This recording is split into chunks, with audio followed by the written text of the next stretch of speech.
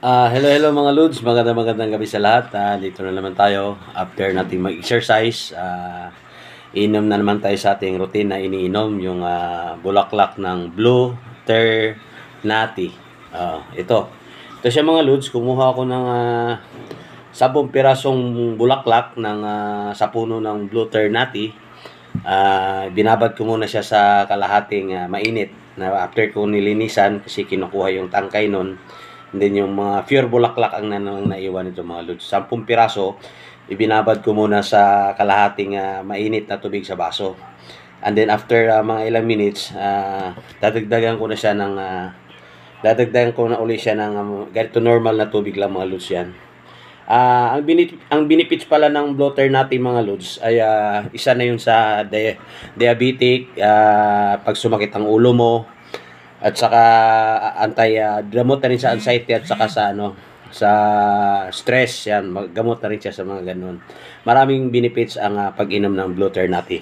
Kaya kung kayo meron diyan sa paligid nyo, yan mga lods, inahalukay ko na. Kung meron kayo dyan sa mga bakuran nyo, uminom na kayo mga lods kasi ang laki ng naitulong nito sa akin kasi dati high blood ako mga lods. High blood ako. Nakakatulong din siya sa high blood sa diabetes kasi dati masugatan lang ako, ang tagal gumaling. Ngayon nung siguro mga 3 months na ako nagiinom nito, umaga tsaka minsan hapon, pero hindi naman yung consistent umaga, tanghali, hapon, hindi. Minsan umaga, pero pwede naman siyang sa umaga, tanghali, hapon, pwede ka naman uminom nito. Pero depende sa'yo. Wala naman siyang, walang overdose to mga lods kasi bulaklak siya. Katas lang ng bulaklak. Yan o. Yan, tamo. Inimin ko siya ngayon. Pwede mo rin siyang kainin itong mga bulaklak mga lods. Pwede mo siyang kainin. Pwede rin hindi. Sa akin kasi hindi ko siya kinakain. Pero pwede rin siyang kainin. Yan. Yan. Yan siya mga lods. Yan. Ang daming benefit sa katawan nito mga lods. Simula nung nagiinom ako nito mga lods, yung Blue Ternate, ay nag-normal na yung BP ko, saka yung mga sugat ko, parang nag-normalize na yung sugar ko. At the same time, nakapagpapayat siya pa mga lods. Hindi naman ako ganun pakapayat kasi malakas din ako kumain.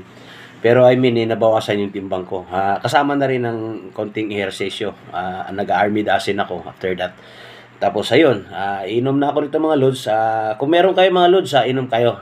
Pwede rin ito mga lods kung kanya magsaing kayo ng kanin. Gusto nyo magiging blue rice. Yung maging tubig dito mga lods, ito yung ilinis nyo sa bigas. At ito yung gawin yung parang tubig sa bigas. Magiging blue rice yung kanin nyo. Subukan nyo mga lods, Blue Ternate. Ang daming, kung gusto nyo pong malaman ang mga benefits mga lods, i-search nyo po sa Google. Kung sa Bisaya pa Google, kung sa Tagalog sa Google. Pero mga Bisaya kasi kami pero Google lang namin. Pero anyway, Google talaga siya. Anyway, i-search yung mga lods, ang daming benefits sa katawan.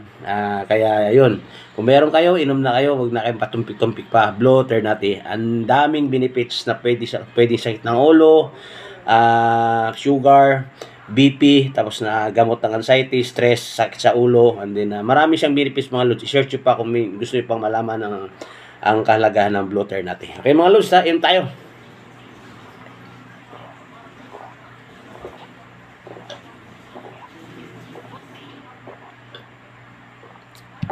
Sarap. Salamat mga lods.